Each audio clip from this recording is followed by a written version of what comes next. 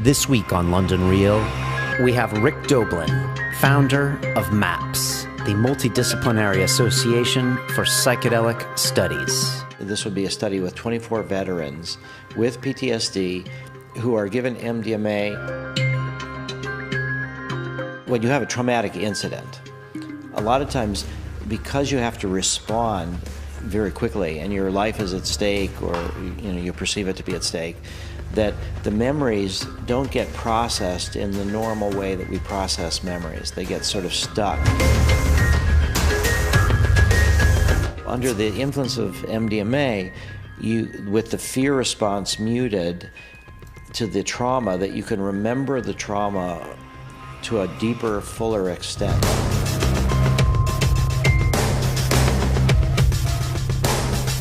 This isn't just for aging hippies. This is for people who are seriously struggling with issues related to their own mortality. London Real presents Rick Doblin, MDMA Therapy. There's 22 veterans a day on average committing suicide. Maybe some of them will not do so. I am told that today is the hottest day of the year so far here in Britain. And that means we're going to be rocking around 22 degrees Celsius here today, which might seem normal to you people in Cali or in Florida or in Spain, but for us in London, it's quite a treat. I just want to welcome you back to London Real. Got a few objects of note in my background. You got Tower Bridge here, which you might have seen in the Sherlock Holmes movie. Guy Ritchie did a nice job when they were kind of building that during the movie. And you got the HMS Belfast here, which actually saw some serious action in World War II, bombing the hell out of some submarines and U-boats and stuff. Behind me here, you got the Shard. That's the building that about a year ago, those crazy chicks from Greenpeace climbed to the top of to support some Arctic thawing, global warming issues. So props to those girls. And I'm actually standing on London Bridge, which was the bridge that was built back in the Dizzo, the very first and only bridge in London for a long time for crossing the two, putting the two sides together. And the Romans hooked that up, and it was constantly falling down, hence the name. And then the Yanks bought it and took it to Arizona piece by piece. And a lot of people confuse that with the much more beautiful Tower Bridge behind me. But you know, it does the job. But if you look at me, it just looks like a bridge. It's pretty standard. And just to take you through memory lane, right behind me here on the 6th floor of Adelaide House is where I used to be on the phones, broking those credit derivatives back in the day. And we used to look on the bridge, and I kid you not, I saw at least 4 bankers jump off the bridge into the water in my time there. And it was the weirdest thing. Like, you don't jump off this bridge to die like you would, say, the Golden Gate, but it is a little dangerous down there, and there are some currents from the sea, so I don't advise it. But enough of that, on to the show. My guest today is Mr. Rick Doblin, and Rick is a fascinating guy. Besides being one of the nicest and most warmest human beings I've ever had in the studio, and there could be a correlation between that and taking massive amounts of psychedelic drugs. I'm just saying there could be between coolness and that. But even if there isn't, MAPS, which is the Multidisciplinary Association of Psychedelic Studies, is something Rick created in 1986. And at the time, his goal was to legalize MDMA. And if you guys don't know the history of MDMA, it was legal in the early 80s, and it was used a lot. And funny enough, Dallas was actually, I think, one of the big capitals of MDMA. And then once the DEA found out about it, they made it illegal, and Rick has been on a crusade ever since to get it legalized so it can be used in a prescription standpoint with psychotherapists for people that suffer things like post-traumatic stress disorder. And he's run some studies in the States, and he's working on a study to be run here in Cardiff in the UK, which is an fMRI study where they actually see how the MDMA works on the brain and how it shuts down certain sectors, amplifies others, and it looks very exciting. Professor David Nutt is doing similar things with psilocybin and the fMRIs here at Imperial College London. We've had David on in the past, and Dr. Robin Carhart Harris talking about that stuff. So a lot of things of interest. If you want to get more involved with that study that Rick is running in Cardiff, then send an email to me or Rick. But you know, MAPS does a lot more than just the MDMA research. They got lots of things going on, including marijuana studies in the U.S., LSD studies. They're looking into ayahuasca, ibogaine, and you know, they are kind of my heroes when it comes to the psychedelic movement, because they're on the front lines doing the hard work every day. I mean, Rick's been fighting his whole life for this cause, and so it's fascinating. Rick's a fascinating guy. He got a PhD from the Kennedy School of Government in order to learn about how he can better affect U.S. public policy and how to deal with all the minutia, which Rick gets in later to this show. And Rick was talking all sorts of little details about how and why it is so hard to get these studies done, whether it comes phase 1, phase 2, phase 3 studies of cannabis, MDMA, and everything. So please strap in and enjoy the ride. I think it just seems so obvious with my own experience with the psychedelics that there needs to be a better way of treating people, especially like our soldiers that have come back, that you know, are being medicated every day with opiates and other drugs without an end in sight. And when you can show evidence that with as little as 3 psychotherapy-assisted MDMA sessions, these people can relive those memories and try to process them, I don't know, how could you not look into this? It seems like a no-brainer to me. So there you go. I hope you enjoy hanging with Rick, and he's always such a fun guy, and I hope we have him on again when he comes back through London town. So there you go. If you haven't noticed, we have a beautiful, if I do say so myself, beautiful brand new website, and it is built in conjunction with the guys at Squarespace. And if you're not familiar with them, Squarespace is an all-in-one platform where you can basically design any kind of website you want, or portfolio. It's super easy. It's literally like drag and drop, and I busted off a blog this morning in conjunction with a talk I did. I call it my pre-TED Talk, and you can see it on our blog section. It's beautiful. I basically typed it up in about 5-10 minutes, put a photo in, link to a YouTube video, and boom, there you go. And I highly encourage anyone to use it. You can even just start designing your website right now without even getting a credit card, and you can see how it looks. So go check them out. You can click on the link below and design your site. And if you really want to go forward with it, I think it's like $8 a month. And if you use the code London, you get 10% off, and let them know that you watched this show. So check that out. Also go to our episode section, and you can now search by topic for our episodes. So you can click MMA or psychedelics, or what have we got, activists or philosophy or music, and then you can see all the episodes. So I'm really excited, and I think our website looks fabulous. So big shout out to the guys at Squarespace. We're walking now to the other side of the river. We're on the north side where all the action happens. I'm going to take you up to the monument, which is the great monument that was built after the fire here in 1666 that took out most of the city. It was like a 3-day fire, fascinating story, and they rebuilt everything around it afterwards. And I used to touch the monument before. I used to go to work in that building every day, just as a bit of a luck charm.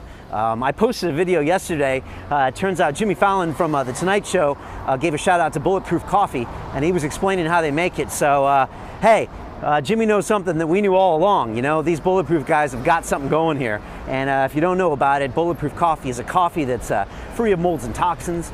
You mix it up with a grass-fed butter. Yes, I said butter. And some MCT oil, which is a brain octane oil they make, which has all the goodness and nutrients, actually 18 times the nutrients that, say, a coconut oil has. And, you know, I serve it to all my guests here on London Real. It's got 100% light rate. Yeah? Tell me where that happens. And, you know, it's just wonderful stuff. In addition to that, you know, they've got ideas for sleep hacking, where you can watch one of my sleep hacking videos where I give you 5 free tips, 2 free apps to help your sleep. And the Bulletproof guys helped us out with all that info. Just a fantastic website, great people. Dave Asprey is a great guy. And I was on his podcast where he turned the tables on me. And he asked me what I would tell my 20-year-old self. And he caught me off guard, and it was fantastic. And hopefully there's some great responses. There'll be a link to this down here if you want to watch me talking to Dave Asprey in something I don't do very often. I haven't talked to any of the podcasts since Mr. Joe Rogan about a year and a half ago. Here's the monument behind me. Isn't it beautiful? It is the single largest freestanding Doric column in the world. How do I know that?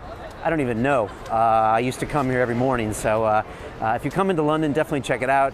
It's got some history over here behind me, and you can see it. So yeah, there you go. I'm going to keep it moving here, and now leave you with Mr. Rick Doblin. I hope you can learn a little bit about the treatment of some of these guys that are our veterans, our firefighters, our police officers, or anyone really, rape victims. You know, you can get PTSD from any traumatic event in your life, a car crash, even witnessing a car crash, you can get that. So I think the more that we can talk about this stuff, and the more I can, tell people like Jake Wood to look into it. He was the PTSD soldier we had on the episode, on the show about a year ago, that, some things are going to happen. So now I leave you with the founder of MAPS, Mr. Rick Doblin. All right, let's do this. This is London Real. I am Brian Rose. My guest today is Mr. Rick Doblin, who is the president and founder of MAPS, which is the Multidisciplinary Association for Psychedelic Studies, which you founded back in 1986 with the goal of making MDMA an FDA-approved medicine, but the organization has subsequently morphed and grown in a big way. You now also study the effects of psilocybin, LSD, ayahuasca, ibogaine, and marijuana for such things as post-traumatic stress disorder, PTSD, depression, end-of-life issues. I think to sum it up best, your website does it great by it says, MAPS envisions a world where psychedelics and marijuana are safely and legally available for beneficial uses, and where research is governed by rigorous scientific evaluation of their risks and benefits. Rick, you're one of my favorite guests ever to be on this show. Thank you, Brian. When I grow up, I want to be just like you. Welcome back to London Real. It's a pleasure to be here. I'm hoping to grow up one day too. Oh, really? Yeah, you turned 60 recently, right? Yeah. Geez, you look great for 60. Yeah. And you're not slowing down at all, are you? No. In fact, our projections are that MDMA becomes a medicine in 2021. Okay. And at that point, then I need to switch gears and start my real career, which is as a psychedelic psychotherapist. Oh, okay. All right. So that's the end game. Yeah, that's been the beginning since I was 18. Okay. Starting in 72 to become a psychedelic therapist. And at the time, I thought I would have to do it as an underground activity because I was a draft resistor, and I thought I would have a criminal record, and I thought I would go to jail, and I thought I wouldn't be able to have a normal career, but I could do psychedelic psychotherapy. Both because I needed therapy myself and I wanted to help others, and I felt that consciousness change was the key, was a highly leveraged area, that if I could help promote technologies that supported consciousness change, and particularly sort of mystical unitive experiences, that the political implications of those would contribute to helping us solve all sorts of other problems.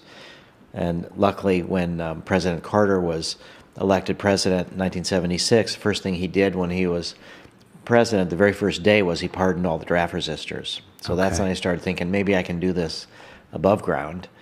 And so I'm still wanting to do that, and I just didn't think it would take me till I was 68 years old or whatever to start my real career. But and so you ultimately want to be a therapist. Yes. And does that mean you're going to need to get any more training? I know you have your PhD from Kennedy School of Government. Yeah. Does that mean you need additional degrees or not necessarily? Yeah, well, that's a degree in public policy. Okay, right. So that doesn't do me any good. I have an undergraduate degree in psychology, and I've trained with Stan Groff, and so I'm certified as a holotropic breathwork practitioner. Okay. Which is using hyperventilation to induce altered states of consciousness that then repressed material and other material emerges and people can work with that. But that's not the same as a credential for actually doing therapy. Okay. Do you use the breath therapy yourself? Yeah, occasionally. I mean, I generally prefer drugs. Okay, fair enough. More effective?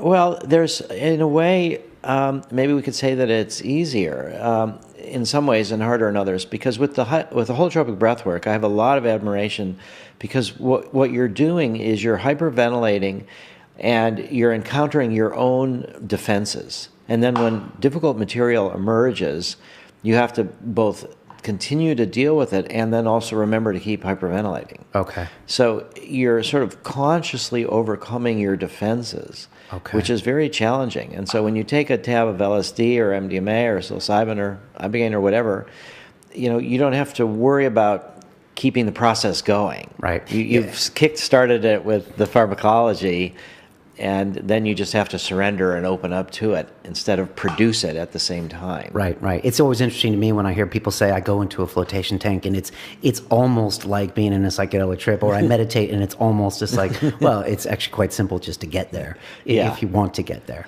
And there is, I mean, when I go into an ayahuasca ceremony or a psilocybin setting, I mean, I do know that I'm going to get there regardless. And then once I'm there, it's just all about opening up to the situation. I don't have to try to keep myself there. Yeah. Which is...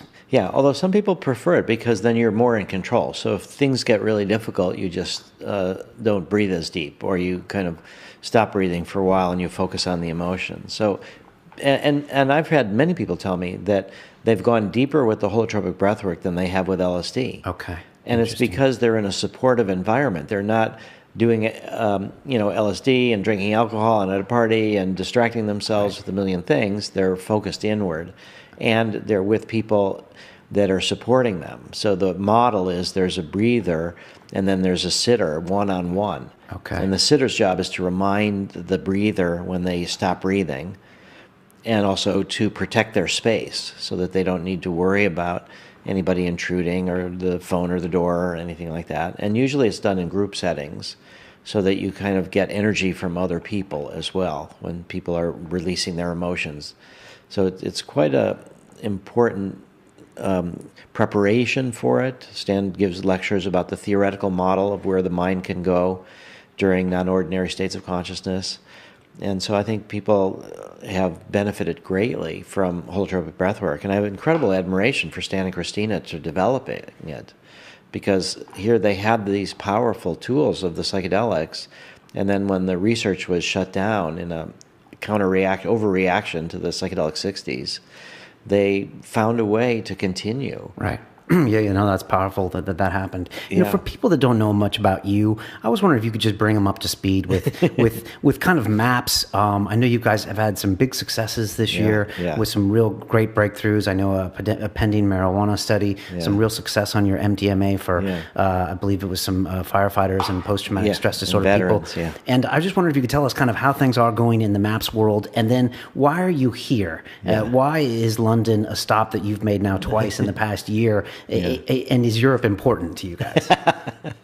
Well, maybe I'll start with that. Okay. So there's the European Medicines Agency, which approves drugs throughout the EU for over 300 million people. And then there's the FDA that we work with in the United States. And the European Medicines Agency and the FDA are engaged in some senses in regulatory competition, where they're trying to see now the focus is on how can they approve drugs in a more rapid manner while not missing possible toxicities and gaining evidence about their potential therapeutic benefits. So what we've been thinking all along is that the FDA requires 2 large-scale phase 3 studies. Those are the multi-site, placebo-controlled pivotal studies to prove safety and efficacy. Right, which can take 5 or 10 years even to get to phase 3. Yeah, right. And it's already taken us, well, sadly, it's taken us 28 years to get to this point, and we're now just in a year or so away from finishing phase 2. With MDMA. With MDMA, and everything else is behind that. It's behind that, right? Yeah, and only MDMA for post-traumatic stress disorder. We're now starting a new study with MDMA for autistic adults with social anxiety, and we're starting another study for MDMA with people with life-threatening illnesses that have anxiety.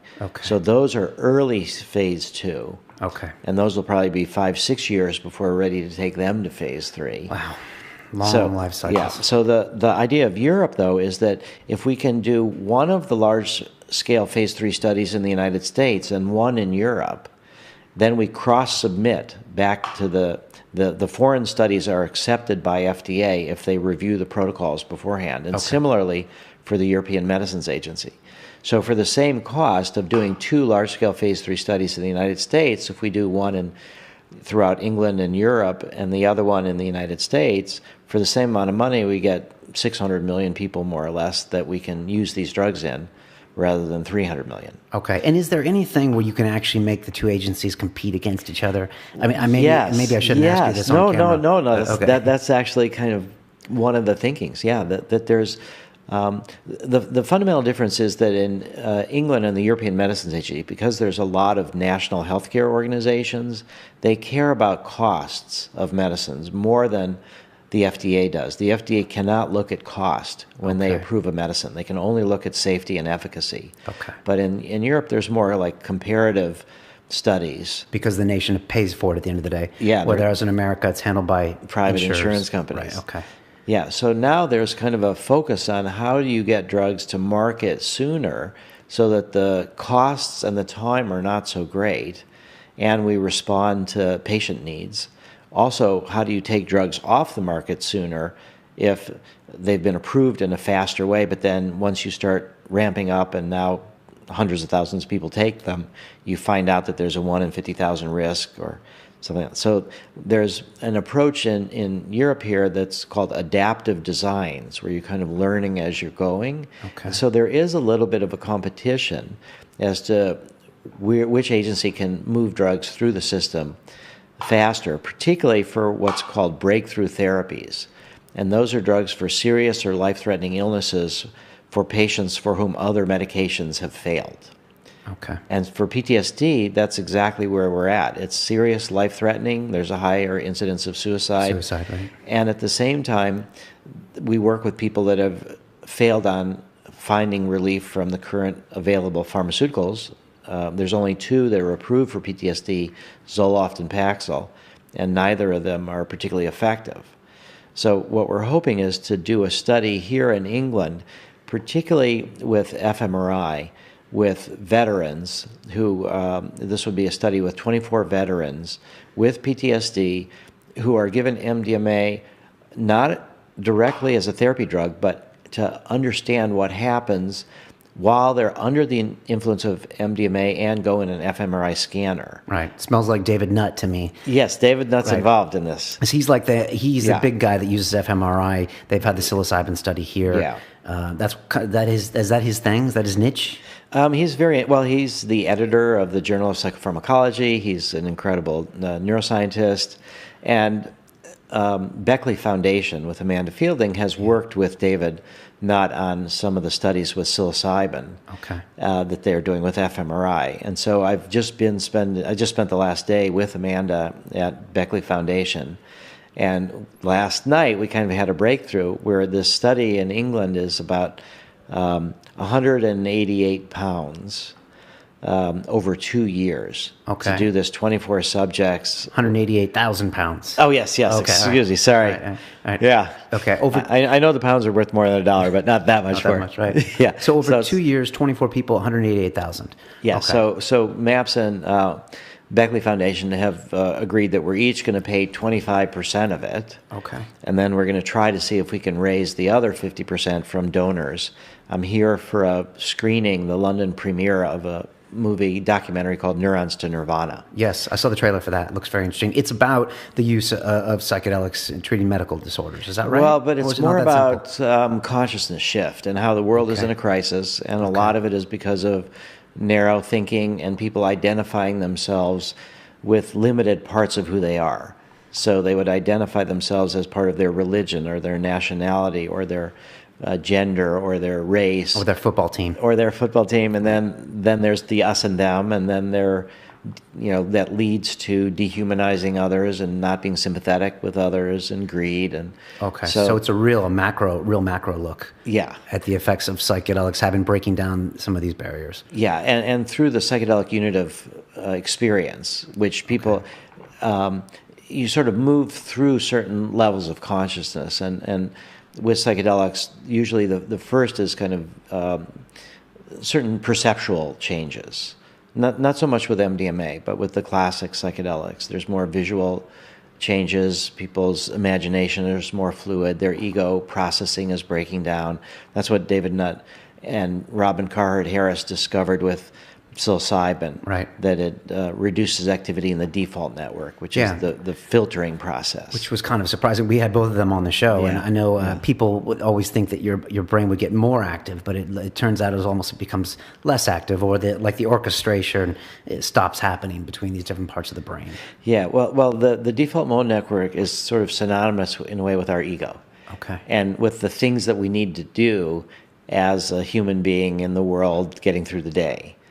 And so there's so much information that our brains are perceiving all the time that we decide not to attend to because it's not fundamental for the tasks that we have to do, or it's not novel, we know it's not dangerous. Right. So with psilocybin reducing activity in the default mode network, then the filtering systems are slowed down and you get a flood of material that you're perceiving all the time but don't pay attention to. Right. Okay. And that gives you the sense of sort of a broader consciousness and the sense that there's more going on in your brain all the time. Right. So you stop thinking about, I have to eat this, I have to make sure that guy doesn't kill me, and you can start thinking about, what is my relationship with the society? What is happiness? Why are we here? Yeah, and you start feeling energy patterns connecting things, and you start feeling that there's this unified force. Not everybody, but this is often the reports. And these are why these drugs have been used for thousands of years, too. People end up this more sense of the connection of things. And once you realize that you're part of nature, that you're part of the human family, you're part of life on Earth, and that's more fundamental than your ego, which is kind of a later development, then you realize that people who may be a different race than you or a different religion than you have more in common with you than they have different. And that there's certain political implications of that. And I think we saw that during the psychedelic 60s, where that was the birth of the women's rights movement and the environmental movement. And I mean, women struggled to get the vote, in 1920s, well before that. Right. But I do mean that there was a lot of development of all these progressive social movements in the 60s.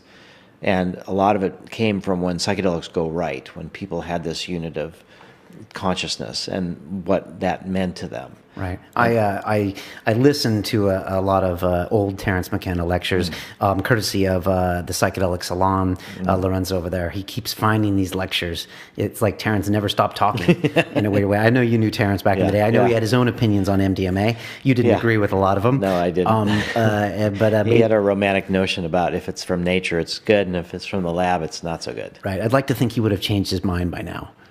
But I'm not sure. But, he talks a lot of this dominator culture. He kind of puts it in that perspective, because I don't think he likes to say like male dominated, but just like a dominator culture as opposed to a cooperating culture. Yeah. And, he's got a lot of interesting theories about, used to have the psychedelics ingested in the orgiastic behavior and, people not knowing necessarily who their direct descendants were and how it was more of a tribe. Mm-hmm. But, I look at sometimes the world and it just feels like this ridiculous dominator culture. And sometimes, and maybe it's because of my experience with psychedelics, I just turn on MTV and I see, gold chains and big cars, and then I turn on CNN and I see Putin moving into Ukraine, and I'm just like, is anyone else seeing this massive dominator culture that's not making anyone happy?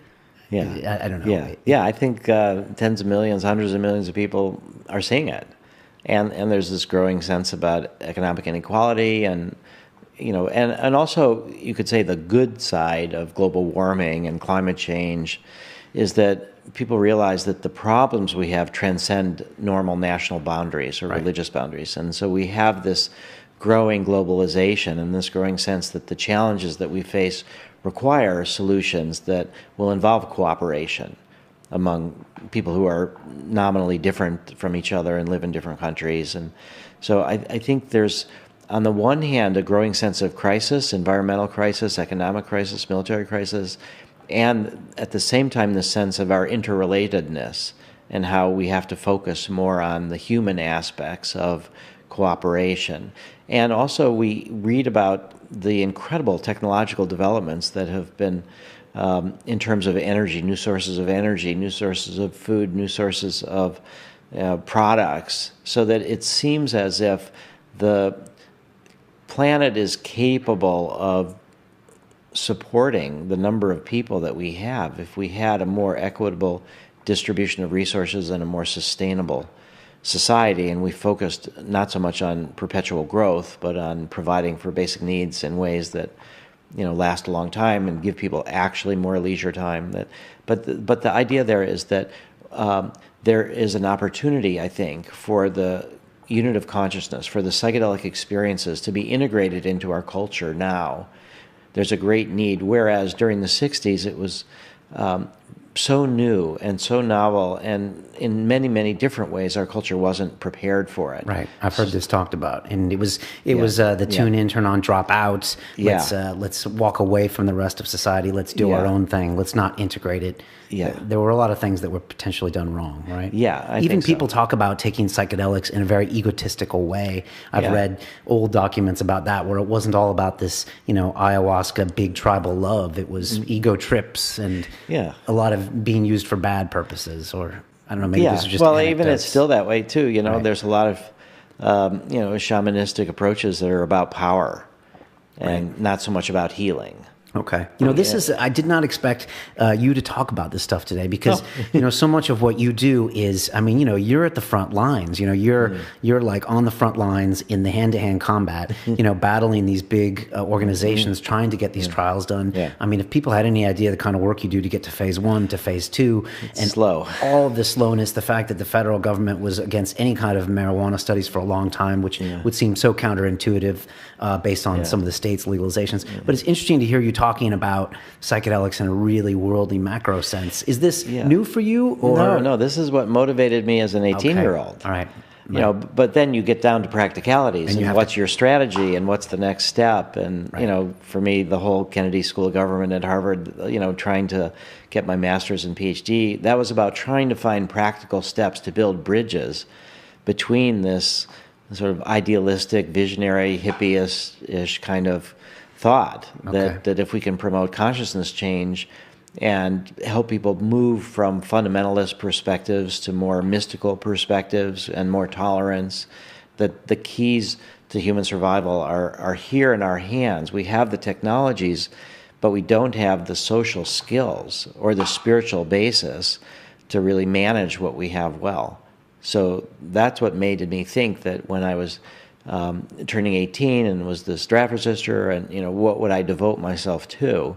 And it felt like the most highly leveraged area was consciousness change, because it can ripple out and affect all the different projects. Okay. So I don't often give the big picture in a way like that, because certainly if I were to start talking to the FDA like that, they would wonder. Right. It's interesting though, because you have a film like Neurons to Nirvana, which is looking at that really big, top bird's eye perspective, and then you've got the recent video I watched, which was talking about the Vietnam vet, and on the verge use of MDMA. Fantastic. That was a great job. It was really good. I just tweeted it out today, and great. I think he quoted, just to quote him, his name was Bob Walker. He said, "quote I did in 3 sessions what I couldn't do in 30 or 40 years."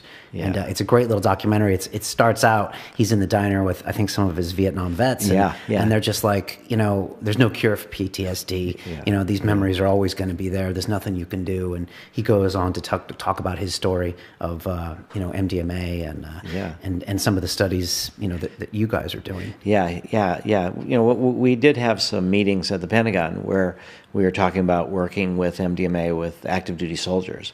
And one of their concerns was that people who, if they were to get involved directly, that the word would get out that in some ways this was an acceptable area of research, and their worry was that people would, meaning soldiers or veterans, would decide that there was just no way that they could get into the clinical studies, that they're only for a limited number of people, and they would go out and try to find MDMA on their own, and they might get adulterated MDMA, and they might take it in a non-supportive setting and might end up worse off. Okay. But the people at the Pentagon were like, this is a worry of ours, but that shouldn't stop the research. Okay. And so what Bob Walker's story is about is the opposite in a way. It's somebody that heard about our research, decided that it would be too complicated for him to be part of it. For our study right now in 24 veterans, firefighters, in Charleston, South Carolina, we have over 500 people on the waiting list, and we only have 6 more people to go. So there's an enormous need. So what Bob Walker did was it was hilarious. He said he was near a college, right?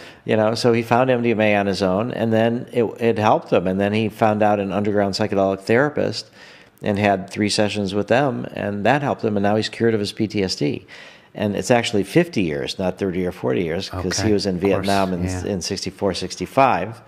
So he is just an incredible example of somebody who has been stuck, frozen in this traumatic replaying of the trauma for 50 years almost. And with a few sessions of MDMA, he was able to break those patterns. You're quoted in that movie, and you said something really interesting. And I've read a few books on the brain, but a lot of people think that a memory is like a piece in your own hard drive in your brain, and you just access it, and that's the data, and you access again, that's the data. But a lot of people believe, and it's probably been proven, that you actually recreate that memory every time you remember, which is why there's a lot of selective memory and a lot of things going on. And you were saying that with the MDMA therapy, you're almost recreating that memory, but now in a kind of a different plane or a different medium. I was wondering if you could explain what you meant by that. Yeah. Well, when you have a traumatic memory, when you have a traumatic incident, a lot of times, because you have to respond very quickly and your life is at stake, or you perceive it to be at stake, that the memories don't get processed in the normal way that we process memories. They get sort of stuck in this fear mode. And then when people survive the trauma, that whenever they think back on it, the trauma is as if it's still happening. It hasn't really been cycled into long-term memory. It's kind of like hovering there, and people are constantly triggered by whatever sounds that might have happened at the time of their trauma. For soldiers, it's loud noises, or if somebody was raped, it's, a dark alley or whatever, that there's constant triggers that make it seem as if it's still happening now. Right. And so under the influence of MDMA, with the fear response muted to the trauma, that you can remember the trauma to a deeper, fuller extent. And a lot of times people recover memories that they had forgotten that were just so painful. But then when you're looking at them from a perspective where your fear response is muted, and MDMA also increases activity in the frontal cortex, right, where we put things in context, and it promotes oxytocin and prolactin research, hormones of bonding and affiliation and love, that you can reroute the memory in your brain and you can properly put it into long-term storage, so that when you recreate the memory, sort of rewrite the memory, that it's rewritten without the fear, and you can learn from it and differentiate between then and now. So it can finally be processed just like any other event in your life. Yeah. As opposed to just being kind of, it's like almost frozen in time, yet still amplified. Yeah, very much. And so this new understanding of memory reconsolidation, that every time you remember something, you have to actually recreate the memory. And which helps explain how, for some people, one MDMA experience can be sufficient. Right, because it kind of finally resolves that piece. Or it finally processes that piece. Yeah, and then your initial response to it isn't the fear and the panic. So what the study that we're trying to do here at Cardiff University, which now we have half the funds through MAPS and Beckley Foundation, and hopefully we've been rejected by the Wellcome Trust, by Forces in Mind Trust, by the traditional. Why? But Wellcome has funded some of Nutt's research in the past? Not yet. They stay away from the psychedelics? Well, David helped arrange for a meeting a couple of years ago with Ben Sessa and Dr. Ben Sessa here, who's going to do the Cardiff study, and Dr. Peter Owen, who did our Swiss MDMA PTSD study, and myself. We went to the Wellcome Trust, and what shocked me is that they started talking about their reputational risk of getting involved with MDMA research. And I was sitting there thinking, you guys have $20 billion, and you are cowards, and you are worried about your reputational risk. I mean, right? You're the charity; they shouldn't have a reputation. Is that what you're saying? Well, they should. So what I told them is, this is a reputational opportunity. Right. You could get involved on the ground floor of an area that looks very promising for the treatment of PTSD, and for understanding the way the brain functions and neuroscience. And yet, in the end, they fell off the other side and decided it was a reputational risk. Does it still surprise you that things like MDMA and LSD, fantastic acronyms, still get this fear response? Or no, it doesn't surprise me because, I mean, even those of us who are advocates of psychedelics, you know, when I think about my next big LSD trip, it's with a certain amount of trepidation. Definitely. You know, there's the ego dissolution, there's the surrendering, there's all the different things that we're keeping at bay from our normal consciousness. There's thinking about death as we get older. So it takes it's fearful. And then you think about a culture that had, you know, an explosion of psychedelics in the 60s combined with certain, you know, let's leave the mainstream and, you know, the kids, you know, no longer doing what their parents wanted them to do and turn into non-dropout. And, you know, that profoundly frightened the culture. And then the political arena was threatened, the propaganda that came on the back of that. Yeah, so people are stuck believing that, you know, LSD causes chromosome damage still, or brain damage, or when I try to tell people that LSD is one of the safest drugs physiologically that we know of, that people don't overdose on LSD and you can take enormous amounts of it, people have a hard time realizing that. It's got quite a reputation. You know, and we've had shows where we've talked about our before and after ayahuasca experiences. We talked about experiences with DMT. It's our most popular episode ever. We had a before and after DMT show with myself and Alexander Ward. And it's been watched over 300,000 times. And that's great. Really a surprise to me that something, you know, very well known in the community has been talked about and used for 10, 20 years, that we could make a video a year ago and it'd be watched, you know, 330,000 times. And it's quite simply Alex and I talking about DMT, us going away somewhere and smoking it and coming back, and me talking about my very first experience with it. Wow. And, I see. So to get more people to listen to this, we should take this MDMA now? There's no MDMA here, just joking. We have to wait until later. But that would be good. Yeah, people are very interested in how it changes the way we normally communicate and process, and it's very subtle. Yeah, people are fascinated and terrified. Yeah, and terrified. And even LSD to me, and I'm not a psychedelic veteran, but I've been, you know, in this space for a couple of years. It's even the one where you're just like, okay, wow, here we go. You know, obviously since it's usually prescribed in micrograms, you're not sure the dose, et cetera. The mushrooms, you know, there's a certain amount that you eat. Yeah. The ayahuasca, there's a certain amount that you drink. You know, it's and so even for someone like me, it still has this kind of, you know, unknown quality out there. Which is important to realize that is the case, that there's something about the way in which we tailor the reality that we perceive to our own preconceptions, and we limit ourselves, and we protect ourselves, but not always to our benefit. That we may protect ourselves from critical thinking or from, you know, challenging our fundamental assumptions, and that isn't really good for our human growth and development. Right. And under LSD, you really have to surrender. Again, it's not like breath work where you can slow it down. Once you've done the LSD, it's going to happen, and you're going to have an 8-hour experience or so. So I think a certain amount of respect, if not fear, but a certain amount of respect for the difficulty of surrendering your own hold on reality in order to get a deeper perception. So I can understand why society is scared, but at the same time, the fear has been massively amplified by the propaganda and by the suppression of research, so that we don't have the examples that are of these drugs being used in appropriate situations with proper support, helping people with problems. So that we've recently finished a study with LSD for subjects with anxiety related to end-of-life, life-threatening illnesses. Right. And this isn't Johns Hopkins study. That's no. That was psilocybin, sponsored by Hefter Research. Okay. So they're focusing on that. This was done in Switzerland. Okay. And what we are most proud of is that this was 12 subjects. It was published in the Journal of Nervous and Mental Disease, and there's a big, in March, it was in the New York Times science section in a really positive way.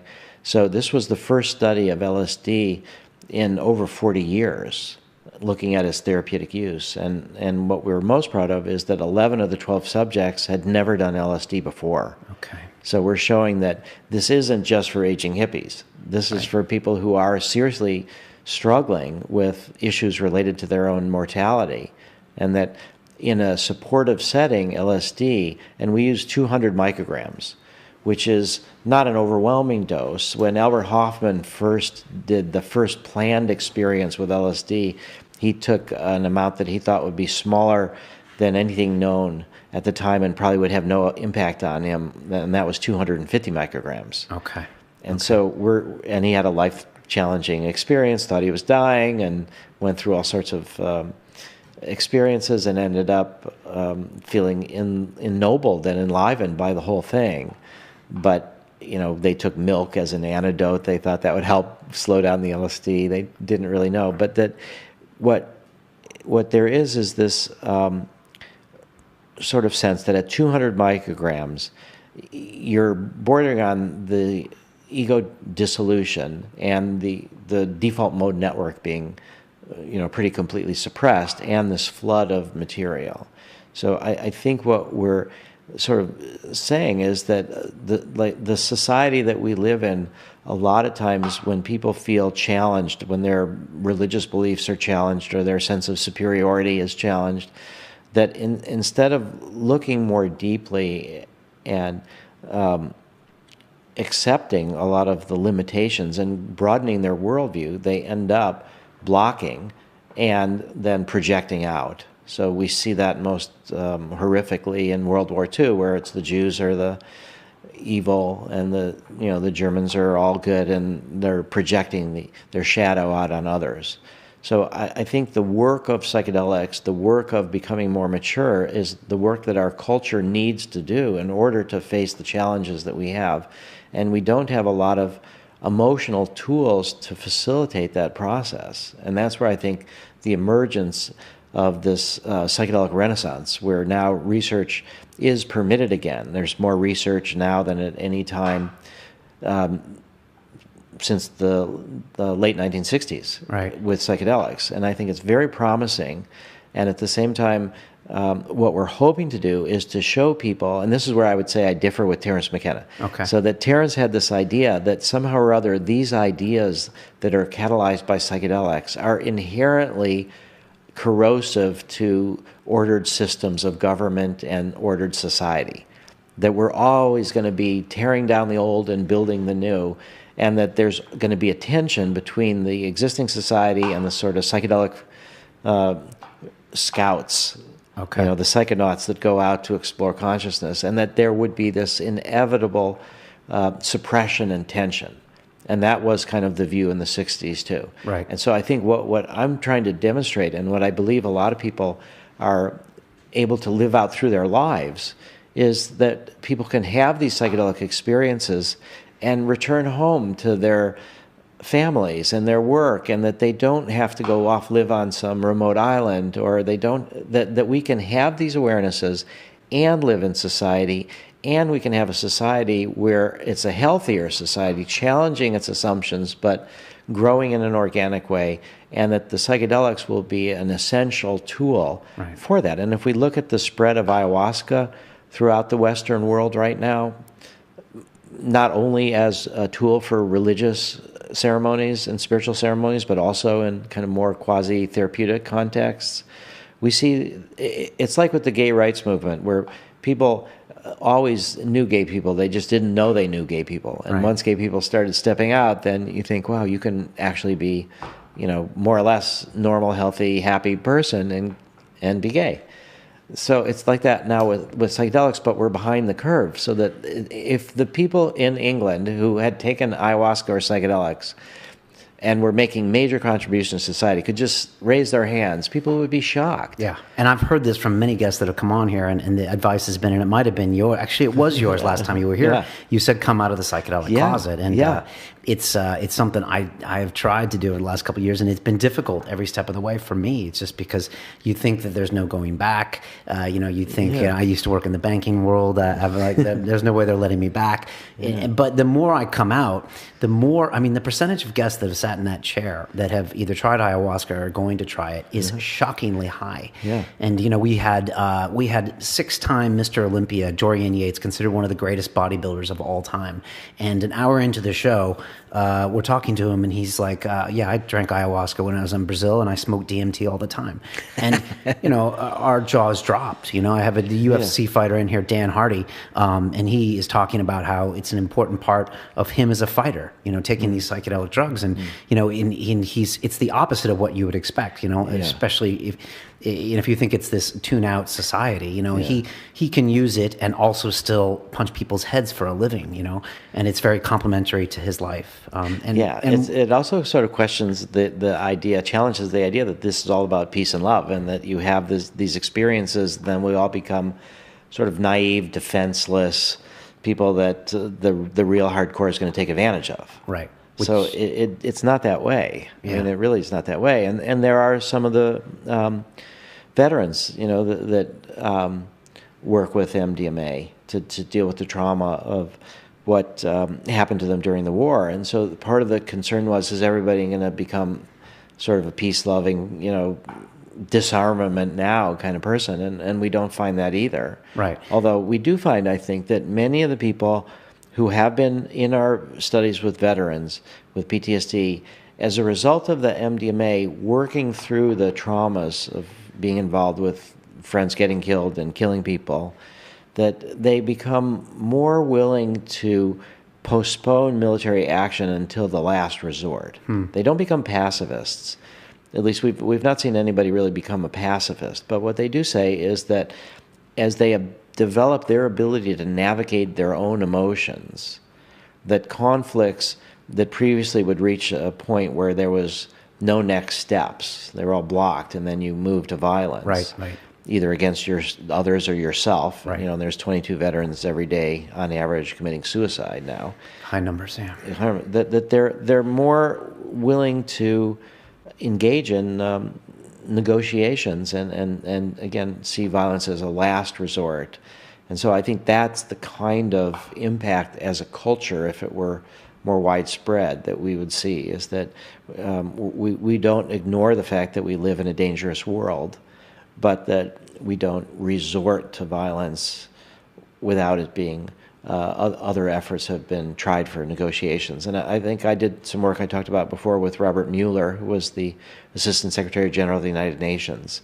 Okay. And he wrote a book in '83 called New Genesis, Shaping a Global Spirituality. And his view was that we have the United Nations to mediate conflicts between countries, but that a lot of those conflicts have a religious base. And so if we could have a global spirituality where people look at the earth from space and understand that we're all in it together, that people move from fundamentalism to mysticism, that would be the basis for a more peaceful world, that people wouldn't have one world religion. You could have your own traditions, your own views, but you might hold them more metaphorically than literally, and you might be more sympathetic to people with other religions. And that's where I got a lot of the big picture view that working on psychedelics and consciousness change had a role to play in world peace. Okay. And it was from the Assistant Secretary General of the United Nations. So I feel that there's appropriate fear and caution that our society should have about psychedelics, because they're very powerful tools. And how they are used determines the outcomes more so than the drugs themselves. Right. So the whole system of prohibition is based on the idea that these drugs themselves are inherently dangerous and bad. Right. And that the whole system of prohibition ignores the relationship that we establish with the drugs, which is what really determines their outcomes. Can you be specific when you say your relationship with the drugs? Yeah, so let's say that somebody takes MDMA and goes out to a rave. Right. All right, if they're thinking of this is a party drug. I'm going to go out and have fun with my friends. And we've had people that have talked about having that exact motivation. Their relationship was, this is a party drug. Then they go out to a party with their friends, and women in particular have talked about how sometimes they remember prior sexual abuse. And it's something that they see has been incorporated into their personality. It affects their relationships with others. It affects their ability to be in loving relationships.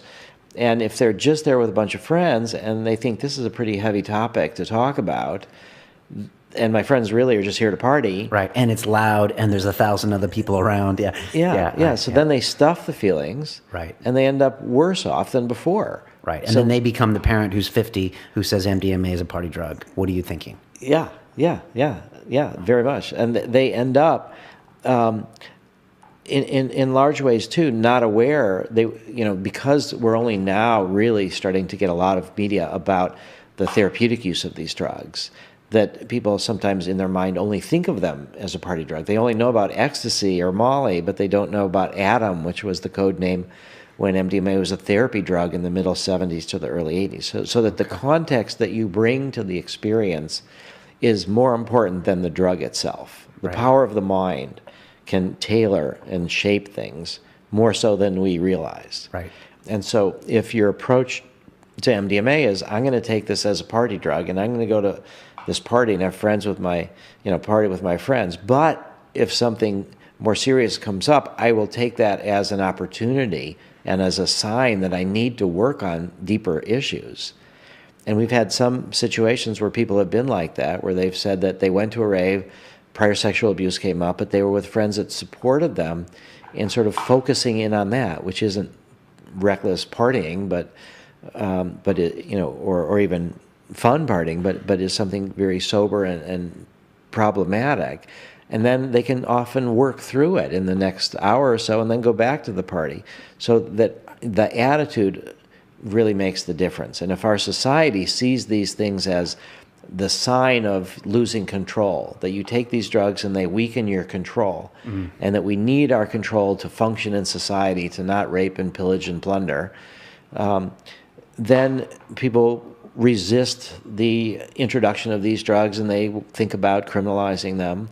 But if you have this attitude that this weakening of control in a supportive environment helps you to have a more balanced control later, once you've taken these split off parts of yourself and integrated them and acknowledged them, then you so it's letting go of control in order, once you're not doing drugs, to have a deeper sense of control. Right. And like, just so people understand, with your MDMA studies, it's they administer the MDMA and it's preceded by an 8-hour session with a therapist where they can talk through a lot of these issues in a safe environment. And in my opinion, I don't see how you could ever do MDMA in any other way, if not doing that first, Yeah, well, there's usually 3 sessions, each around 90 minutes long, of preparation, where you build the therapeutic alliance between the person that's coming for the treatment for PTSD or anxiety because of end of life, or social anxiety because of autistic spectrum.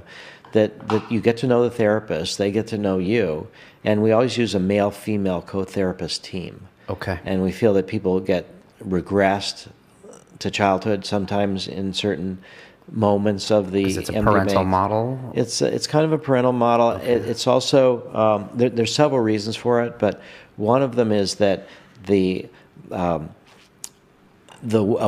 functioning of opposites, so you have male, female working well together.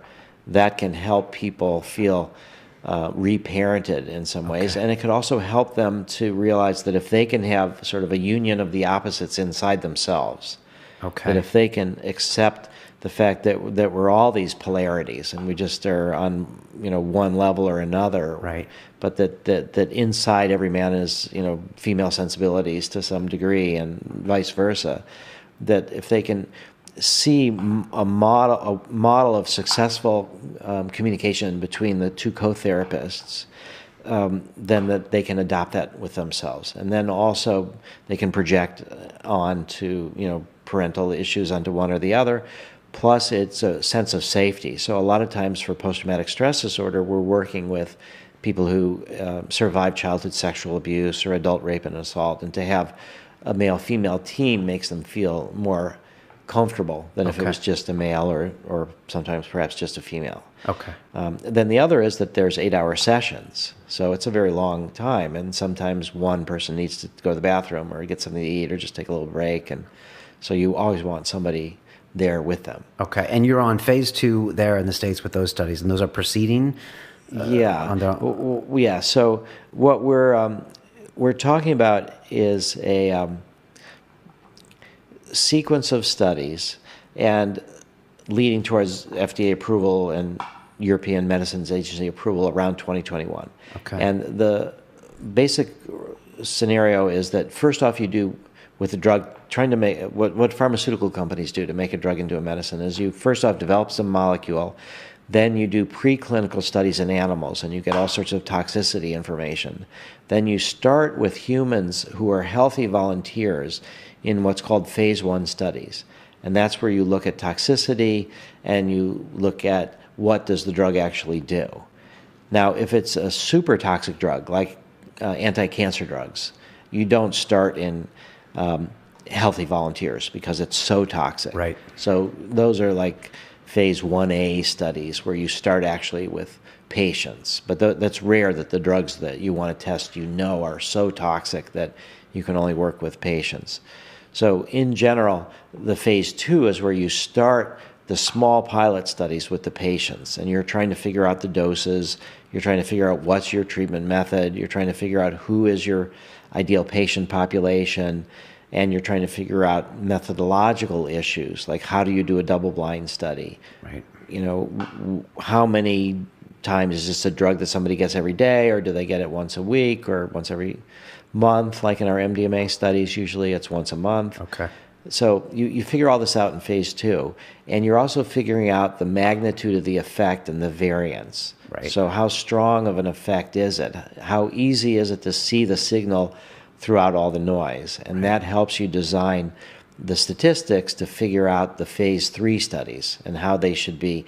And the phase 3 studies are what count for proving safety and efficacy to make the drug into a medicine. Which means in 2021, if all goes as planned, then you could be prescribed this in a psychotherapy session in the future. Everyone could have that option. Yes. That is the end goal. Yes, and we talked a little bit earlier before about the regulatory competition between the European Medicines Agency and the FDA. So there's another program which is called Expanded Access. And what that means is it's like compassionate access. So I described how we have over 500 people on our waiting list for now less than 6 spots in our study with veterans. So that once you start phase 3 and you have your phase 3 studies underway, if you have a drug that is for a serious or life-threatening illness and it's for people who've failed on other medications, you ask for expanded access, which means that patients can seek treatment outside of your clinical trials, and patients can pay for it. Okay. So we can be training hundreds of therapists and be treating thousands of patients before MDMA becomes a prescription medicine. Okay. In this expanded access approach. Okay, which is during the phase 3 Which trials. is during phase 3. If you start slowing down phase 3, they take away your expanded access. Okay. And they do look at your books. You can't make a profit, but you can sell things at cost. Okay. And the safety data counts. Okay. All right. But they don't count any of it for efficacy data. So if it doesn't work, it doesn't matter. Because again, it's not controlled, placebo-controlled double-blind studies. That's what we need in phase 3. Okay. But that's the purpose of phase 3. The purpose is these controlled, highly scientifically, methodologically rigorous studies. Because you're not doing double-blind studies now. You do placebo No, we studies. are doing double-blind studies now. But they're just much more rigorous in phase 3. Not necessarily. I mean, what you basically want to do is test out everything in a small scale in phase 2 that you're going to do in phase 3. You don't really want to do new things in phase 3 because the stakes are so high. Okay, right. Like to give you an example, right now we've got studies that are underway. We've finished a study with 12 people in Switzerland. We've finished a study with 20 people in Charleston, South Carolina. These are MDMA for PTSD. And now we've got studies underway in Israel for 10 people. In Canada will be 6 people. And in Charleston will be 24 vets and firefighters. And in Boulder, Colorado will be 23 subjects. So these are relatively small numbers. And we're trying to finish these phase 2 studies. But we are testing out, comparing MDMA versus inactive placebo, comparing MDMA with various low-dose MDMA. We're refining our methods. Okay. So what we've learned is that it's like that the double-blind problem in particular is exceptionally challenging from a scientific methodological point of view. And in some ways, it's an impossible challenge because the therapist is giving therapy to someone and it's pretty obvious if they're not taking the drug. Yes. And double-blind study means that the people giving the drug don't know about it and the patients don't know about it. Yeah. So you can be very objective. But in this case, you know if someone's on MDMA or not. Yeah, you totally know. Okay. And so what we tried to do was called dose response, which was to use low doses of MDMA that might fool the patient and the therapists. Right. And what we've found is that the more that there is this confusion between the doses, the more therapeutic efficacy there is. So meaning that if you give somebody 10 milligrams of MDMA, they're barely going to notice, and you're still going to be able to tell the difference. Okay. And the MDMA is not going to hardly do anything for them. Okay. All right, but as you march up further, and we've done studies with 30 milligrams, 40 milligrams, 25 milligrams, 75 milligrams, 100, 125, that as you go higher in the doses, you end up causing more confusion, but you also end up starting to help people. Right. And so that makes it difficult to show a difference between the full dose and whatever your comparison is going to be if you're also helping people with the comparison. Okay, I think I understand. Yeah, so there's this trade-off, and we've been spending years trying to figure out where is this right place where we get enough confusion between the doses so that it's double-blind, but not so much therapy. Okay. And what we've been finding is that at the 25, 30 milligram dose, that there may indeed even be an anti-therapeutic effect. That it gets people are coming to work on their trauma. They get a drug that they notice a little bit what's happening, but it doesn't really reduce the fear response to their emotions. Okay. And they start working on their trauma, and then it gets to be too painful. Okay.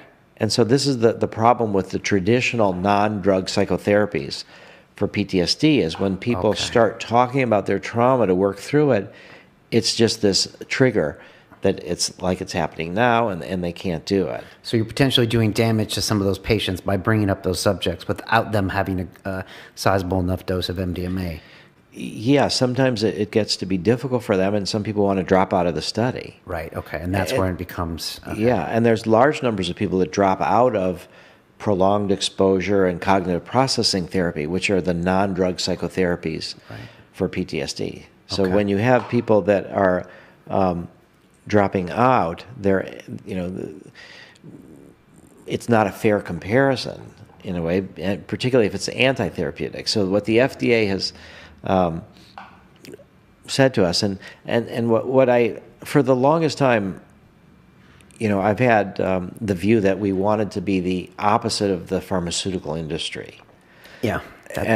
You built your organization on that, right? Yeah. I mean, we hired patent attorneys to develop anti-patent strategies, so nobody could patent MDMA for anything. Right. So it's all in the public domain, and so, I in some ways that's been really, really good. But we share our protocols, we share the data, but in some ways it was really bad, in that I missed a trick that the pharmaceutical companies do, which I've just recently managed to do. And that trick is that when the regulators who you worked with retired, you hired them.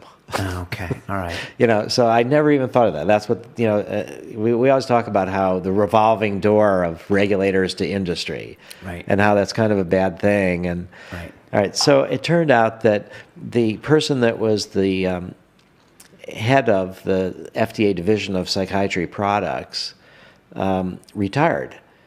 And the next guy that's there, he didn't have the 15-year history with us. He raised some of the early safety concerns that we already have been addressed. We worked with him and his staff and brought the old issues to their attention, and then they're back in the same place. All right, but that's all that I thought. So then I was out in December in California. Dr. Richard Rockefeller, who's one of our supporters, was the former chairman of the board of advisors of Doctors Without Borders, and got sensitized to whole populations being traumatized, and started looking at ways to help that, and started coming to look at what MDMA does. So anyway, he gave a talk at the Commonwealth Club, which is sort of a public forum in San Francisco. And while I was there, a friend referred a young woman, a friend of his, to one of our board of directors, a fellow named John Gilmore, who helped start the Electronic Frontier Foundation, which looks at the internet and trying to keep net neutrality and kind of keep censorship off the internet. In any case, this young woman was a lawyer, and she wanted to switch from corporate law to something else. So I happened to go to lunch with her and with John Gilmore when I was in town, and it turned out she said that she knew about MAPS and that she was really interested, and that her father had recently retired from the FDA. Okay. And I was like, wow. So he was a pharmacologist working for the Division of Psychiatry Products. And so we've started working with him. And then he said that there was somebody else that recently retired, which was the former director, and that maybe he'd be willing to work with us. Okay. So you're starting to use some people that used to work at these regulatory agencies. Yeah, and we're getting great advice from them. Okay. And so I do see that there's some wisdom in what the pharmaceutical companies did. But what we've learned is that there are two approaches to the double blind. One is the sort of regulatory approach, and the other is the scientific approach. They're not always different, but in this case, the regulators have recognized that there is a lot of problems with double blind, not just for psychedelics, but for other medicines for psychiatric indications. Okay. That there's side effects that people can distinguish, that there's... so there might be a better way of doing this in the future? No, in fact, there's no way to do this. So according to what we've been told, we should accept the fact that we are not able to design a successful double-blind experiment. And what that does is it places greater emphasis on the independent raters, that we have to have people that evaluate the outcomes that are not invested in the outcomes. They're not the therapists. Okay. So that we can design our studies comparing MDMA, whatever we decide is the most effective dose, versus an inactive placebo, and that as long as we have independent raters that evaluate the progress people are making, and we're moving more and more towards telemedicine and taking advantage of Skype and the internet, that the raters will be a team of raters that will be sort of calibrated among themselves to have inter-rater reliability. Okay. And then they will see patients on a random basis, and they won't even know this patient. They might never have seen them before. They won't track them. Now we have independent rater tracks people through the whole study. Okay. Gives them their baseline. This is a potential problem you see with this. Well, this is the solution. Oh, okay. The solution is to accept and this is what's going to permit us to move to phase 3. So this is where I'm saying is that we have to be starting to do these things in phase 2, where we're enhancing the independence of our independent raters. Okay. And the lack of knowledge that they have about where the patients are in the treatment process, so that their evaluations will be considered more reliable. Okay.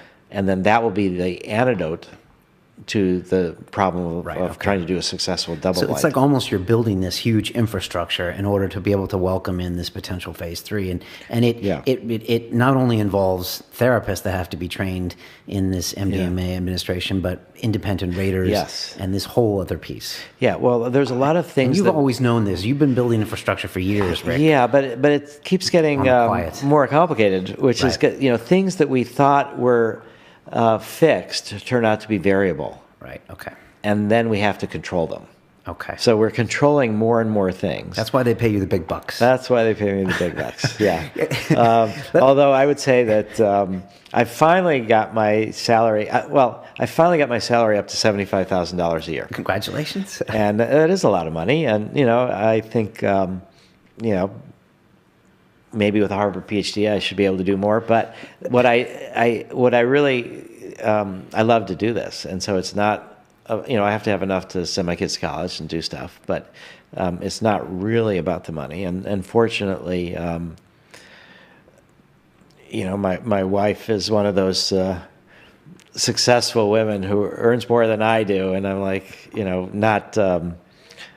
my masculinity is not challenged. Good. Let me just say that I'm grateful for what she does. Thank God. I mean, like the position you're in is such an important place to be. And every time I see your tweets, and every time I read your articles, and every time, honestly, I see anything in the news about PTSD or MDMA research, I think of MAPS, and I think most people do recognize. And the big breakthrough that we're making now is with the military. Okay. So that's, since the last time I was here. In a weird way, a blessing in disguise. In a weird way, these crazy wars that the U.S. has got involved with has actually accelerated the adoption of these psychedelics. Yeah, it's true that there's a society in crisis. And if we can respond to that crisis, if we can show that psychedelic-assisted psychotherapy, now in general, everybody's in a crisis about dying. So that's where one of the main areas that Hefter is doing research with is psilocybin for end of life, for cancer. Right.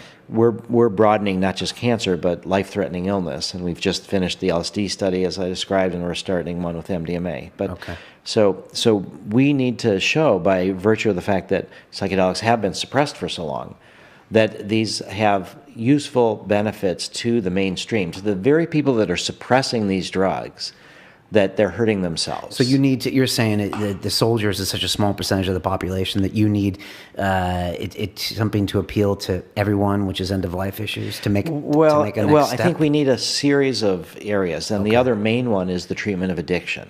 Right, okay. Because, people have, again, this simplistic idea that certain drugs are good or bad. Right. And so, and the drugs that are illegal are those that are bad, and they have a high potential for abuse, according to the law. Right. So if we can show that psychedelics, well used, help people with addictions to alcohol, tobacco, to opiates, to cocaine, then people are going to start to question, it's not the drugs, it's how they're used. Right. And so we need... and you're doing some preliminary studies with LSD, psilocybin, or with ibogaine as well? Well, what we're doing is just observational studies of ibogaine and ayahuasca in the treatment of addiction. Okay. So, we only have limited resources. We're focusing on trying to develop MDMA for PTSD. That's going to take 18 million or so.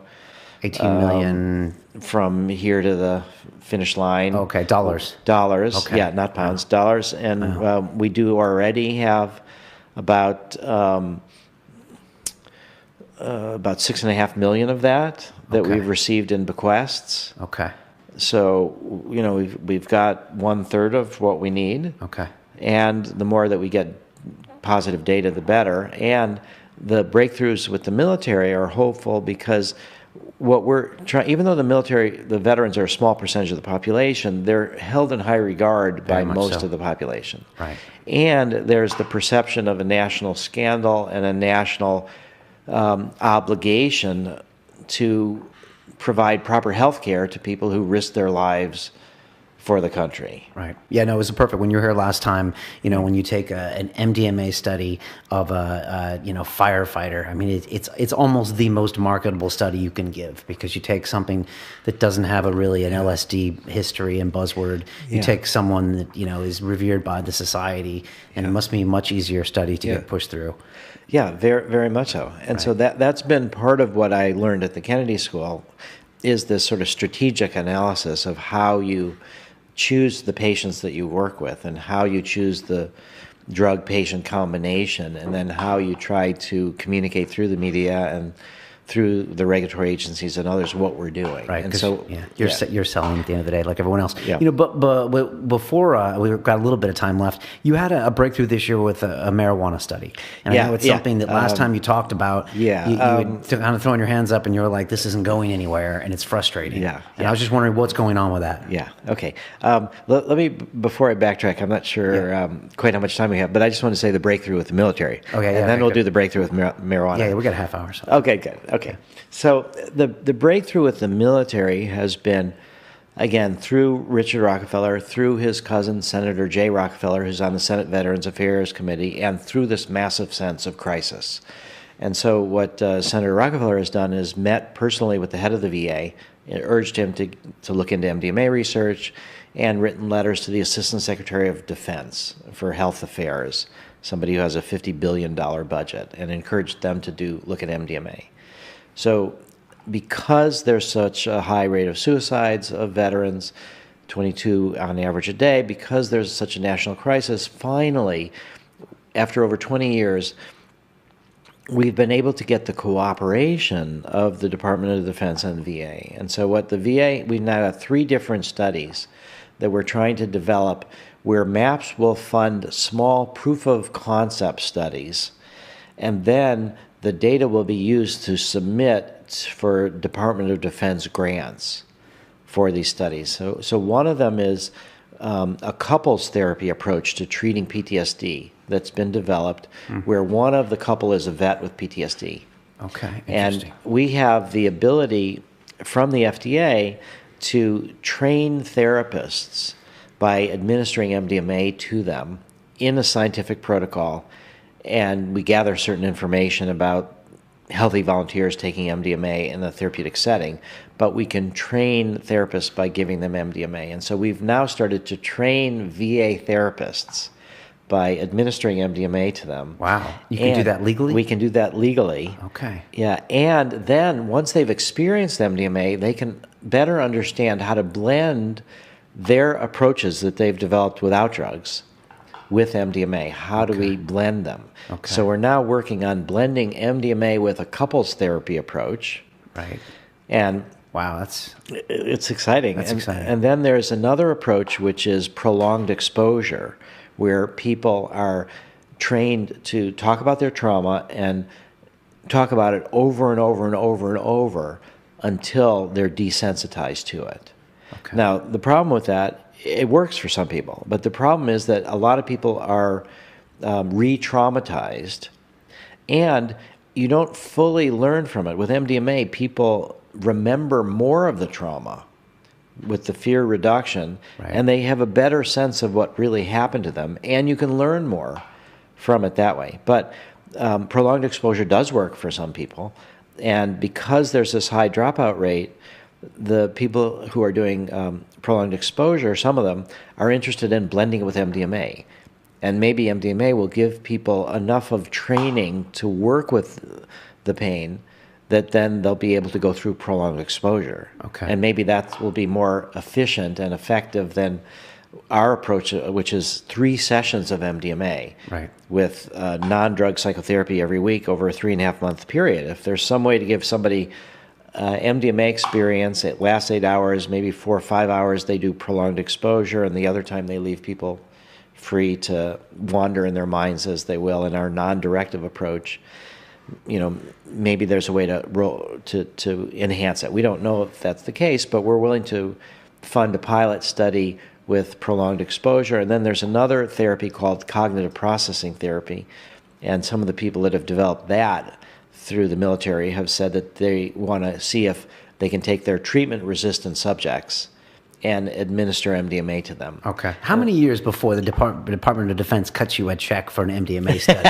Because that's headline news. Yes, that would be headline news. And, well, we're wondering that ourselves. That I think maybe a year and a half, 2 years, possibly. And one of the subjects in our study, we saved the Veterans Administration $1.5 million.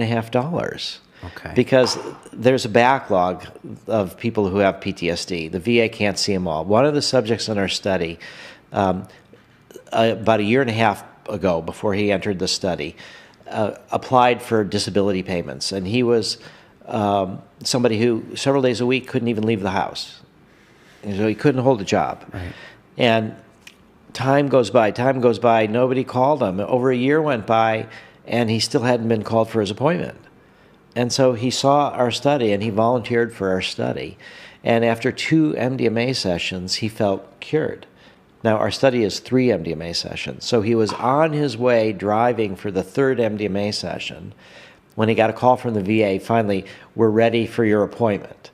And this was an appointment for him to describe his symptoms and see if he could get disability payments. And the average cost to the VA is around $1.5 million, lifetime cost. Okay. Because these are kids in their early 20s. Right. Most of them. And if they get disability payments, they go for the rest of their lives. So he passed on that. He passed on that. He said that there's something about the military ingrained in you about leaving nobody behind. You all take care of each other. Sure. And so he started feeling like he didn't really need the money, but there were other people that did. And that he wanted the pride of working. But he said he knew everything he needed to say to describe his symptoms to get lifetime disability payments. Okay. And he decided not to do that. All right. And did you give this evidence to the We Department told of Defense? we told this to the military. And what'd they say? They said this is really important. Okay. They didn't say, here's half the money, we'll give it to you for your research. But they noted it as... They noted it, and they said, we are now open to possibly funding some studies. So the military is not ready to fund studies in active duty soldiers. Okay. But they're willing, because I think they are worried that they take MDMA, they become pacifists. Yeah, maybe. And they're willing to support studies that we start with the VA. Okay.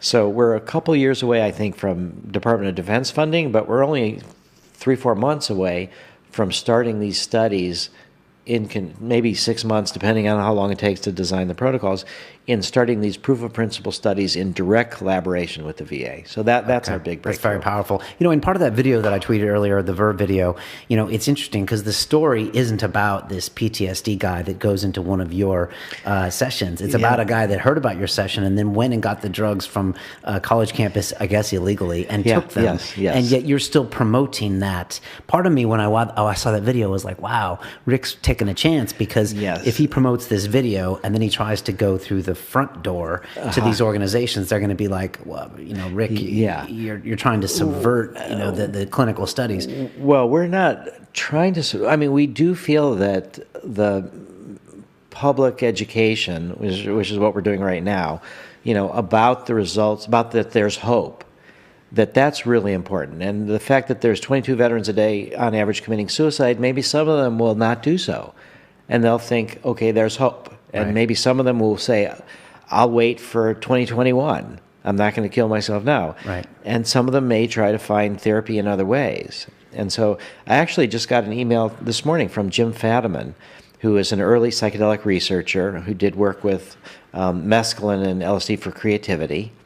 And he in the 60s, and he saw the Verge video, and he's like, are you going to have to issue a statement, because this was somebody that took MDMA on his own, and that was a concern of the Pentagon. Right. And as I say in the video, though, that is happening, and I feel it's our obligation to try to give hope to some of these people that might otherwise commit suicide, and at the same time, that shouldn't be a reason to slow down the research or not do the research. That should be a reason to expedite the research, so that the massive amount of people that need help, that don't have spots in our studies, can maybe get expanded access, compassionate treatment, or get a slot in our studies. So it is a delicate situation. The other point, though, that why I thought it was important for us to promote that is that was a Vietnam vet. Right. That was somebody 50 years ago, had trauma, and he's been stuck. Yeah. And so that's the power of the MDMA and psychedelics in general, that it can take people who've been stuck for decades and decades and decades and give them a new perspective. Right. And that they shouldn't give up hope. Right. So this is part of your very large job description, is that, on one hand, you can say we're only, doing 12 people here in Canada and 12 in Switzerland and 24 here. Yeah. But obviously that can generate a huge amount of media exposure. Yes. And so then when people, we had a PTSD sufferer in here. His name is Jake Wood, and he had done some tours in Iraq and Afghanistan. He wrote a book called Among Us, and he had a very unique situation because he was a territorial army officer, and he would go from Afghanistan, and then he would come home and go right back into a banking job. So he had no unit cohesion. He wasn't on a base. Right. It was just this whole, and it was like the juxtaposition of those two things gave him so much trauma. And the first thing I said to him was, have you considered, MDMA or psychedelic treatment, because of the message like you. Yeah. So immediately I'm saying something to him. Yeah. He's asking questions. His buddies are asking questions. They're talking about it, which helps your agenda ultimately, doesn't it? Yeah, I think it does, because I think the military has this obligation to try to help people. And the fact that there are so many people that are not finding treatments that work for them, we need to develop them. So I think it is building support in a good way. And I think the problem is the case that most of people trying to find MDMA will not get pure MDMA. They will get some adulterated other substance, right, or a little bit of MDMA mixed with caffeine, or who knows what the different things are. But they're not likely to find what they're looking for. And so I'm hoping that will, the first off, the thought that here's somebody with, stuck from Vietnam can change. And that people are trying to seek their own treatments. Right. We'll expedite it. And that's what I told Jim Fadiman, that, okay, I think that we don't need to explain that. I mean, it was clear that he heard about our research, and that's what motivated him, Bob Walker, that's what motivated him to seek the treatment. Right. Well, what's your biggest challenge in the next 12 months? Is it as simple as funding or not? Well, I would say that probably yes, because what we've done is with regulatory agencies around the world. So let's talk now about here in England. So that because I thought Kickstarter, when I thought about this latest thing in Cardiff, I got Kickstarter. But I don't even know how that works or if it's legal or what. Well, Kickstarter doesn't do clinical research, but Indiegogo does. Right. They don't do medical trials, right? Kickstarter doesn't, right? But Indiegogo does, right? Yeah, and we just did one that ended in December. Okay. And raised over $40,000 for MDMA PTSD research, focused on the veterans. Okay. So, and we're going to do another one September, October. So there's going to be a book coming out about our work with veterans. And it's written by Tom Schroeder, who was the editor of the Sunday magazine of the Washington Post. Okay. And so this is going to be published by Penguin Press, which is a large media conglomerate, and they're going to be putting major advertising into this book. And it tells the story of 3 different people. One of them is one of the vets in our study. The other is Michael Mithofer, who's our chief psychiatrist, and then the other is me. Woven into the story of the psychedelic research from the early days to where we're at now, and interviews with Roland Griffiths, who does some of the work at Johns Hopkins with psilocybin. Okay. So this is going to be a major book, and we are going to do another Indiegogo campaign. So I think that from a regulatory point of view, we can get permission for the research. I mean, that was blocked for decades and decades, but now we can do that. We have a certain number of therapists that we feel are sufficiently trained. So for this study at Cardiff University that MAPS and Beckley Foundation would like to start, we have half the money.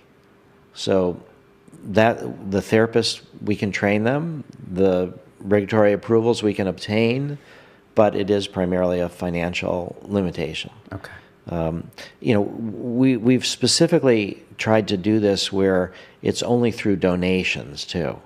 As opposed to like investments of some kind. It's difficult to think of how to do investments because the drugs are off patent. Right. But there is a program where the European Medicines Agency, and this is where we get into the competition that we talked about, that it's called data exclusivity. So that if you're the first to make a medicine out of a drug that has no patent protection, in order to encourage the pharmaceutical industry to do this, you are the only one that can use your data for 5 years in the U.S. or 10 years here through the European Medicines Agency. Okay. Somebody else can replicate the data, so it's not the same as a patent. Okay. And that data could have value. That data could have value because then you get the permission to market it. Okay. So what we're thinking about more than investors is the idea of creating a sustainable nonprofit. Okay. So that if MAPS makes MDMA into a medicine or Hefter makes psilocybin into a medicine, then there is this period of data exclusivity where unless somebody else wants to do the research, which we would welcome if they did, because it just helps in the integration in society, and we're through nonprofits, our main goal is social transformation and healing, not amassing resources. But it is difficult to be constantly asking people for money. Everybody I meet, I'm constantly thinking, are they going to be a donor? Right. Or do they know a donor? Or, and it changes your relationships with people. Very capitalistic in a way. So constantly like on the prowl for money. But, I at least I've realized that that there's a fair exchange in the sense that people have money, are looking for meaning and purpose, and trying to help the world. So it's not just I'm asking for something, but I'm offering something, which is the opportunity to be part of this movement. Yeah, and this is historic. I mean, in 50 years from now, we won't be doing this anymore. There is a certain point in time where this is happening. You could even argue it's not going to happen even in 10 years from now. So this is... Yeah. So people, really find a lot of meaning in this. So I think the main limitations in this study in England right now are financial. And I think we've addressed a lot of the methodological issues. Now that we understand how to deal with the double blind, that was the biggest issue for me before these last 5 years. Okay. Was trying to figure out, actually the last 10 years. We started our study in 2004 in the United States, and we started a previous one in Spain in 2000 with Jose Carlos Busso. That was the world's first MDMA PTSD study, and then that was shut down for political reasons in 2002, and we didn't have the power to reopen it. So we basically resolved the scientific methodological questions that we need to resolve to do the phase 3 studies. And the main last thing we need to learn from our current studies is what are the range of outcomes from different therapy teams with different groups of patients in different cultural contexts. So once you see the magnitude of the effect and the variance of the effect, then you can do your statistics to size the phase 3 studies, to know when you get a signal that's reliable enough that you're going to get statistically significant results. Right. Okay. So we're on the process of figuring that out over the next year or so as we finish these other studies. So our main challenge is funding, and our now that's not the case with marijuana. So now we can pivot back to marijuana. Let's finish up with marijuana, because I know people are curious about this. It's something that we didn't get a chance to talk about much last time because there wasn't as much to talk about. So what's been going on? Yeah. Well, let me first off by saying that in my view, marijuana and not just my view, marijuana has incredible therapeutic potential in all sorts of areas. Most of them are in treating the body. There's people with cancer. Marijuana cannabinoids can help with the treatment of cancer in some circumstances. It doesn't always work just from smoking, because you have to get enough of the cannabinoids to the tumors. There's, with epilepsy, CBD, cannabidiol, helps reduce epileptic seizures. And there's incredible effects on nausea control for cancer, on pain, on spasticity. And there are some approaches, some therapeutic uses of marijuana that are more for mental diseases, which is what we're primarily interested in, including post-traumatic stress disorder, even the treatment of drug addiction. There's more and more research that's looking at how marijuana can be a substitute for alcohol or other drugs, and marijuana as less dangerous. Like methadone is a substitute for heroin, but you can get it legally. So the area that we've chosen with marijuana, I've been trying to study the medical uses of marijuana for a very long time. I did my master's thesis from 1988 to 1990 at the Kennedy School on the use of marijuana for nausea control for cancer chemotherapy. And then through the 90s, I worked on 2 different protocols. One was for marijuana for AIDS wasting. HIV positive people would waste away. Because they weren't eating enough. They weren't eating and they were nauseous. And we had FDA approval, we had ethics committee approval, but we could not get approval to purchase the marijuana from the monopoly held by the National Institute on Drug Abuse. Then later in the 90s, we had another study, marijuana for migraines. And that was done by Dr. Ethan Russo, who is now one of the chief scientists for GW Pharmaceuticals, which is the British company that's trying to develop marijuana into a medicine in non-smoking delivery systems. So they have a spray under the tongue that's 50% CBD, 50% THC, called Sativex. And then they've developed a drug called Epidiolex, which is mostly CBD for epilepsy. But they do the marijuana extracts. So we were unable to get permission for this study with Ethan Russo. So then it became clear to me that the research with marijuana was blocked for political reasons, and that the research with psychedelics was being permitted. And so it felt to me important to protect the research that we're making with psychedelics, to look at where politics is blocking science. And if we can switch that around, then that protects the freedom that we have to do the scientific research with psychedelics, which we didn't have for several decades after the crackdown of the 60s. Right. So it's more of a strategic focus on medical marijuana, that I feel like the principle that illegal drugs should be evaluated for their medical purposes. Right. They should not be suppressed. And since that suppression is still happening with marijuana in plant form. Right, for political reasons. For political reasons, to try to block marijuana legalization in plant form, that's been an important area for MAPS to focus on. So we are looking at marijuana for post-traumatic stress disorder, because a lot of veterans are using marijuana for post-traumatic stress disorder.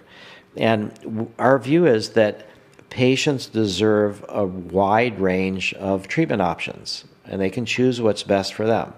But in general, marijuana reduces symptoms of PTSD, but it doesn't get to the cause, doesn't cure it the way MDMA can. Yeah. And marijuana is meant to be used as a daily chronic medication. Right. And in general, we want people to be free of having to use drugs on a daily basis unless they choose to. Mm. You know, so I don't think it's inappropriate. Some people may smoke pot every day. I smoke pot almost every day, but not every day. Okay. You know, but not for medical purposes. Right.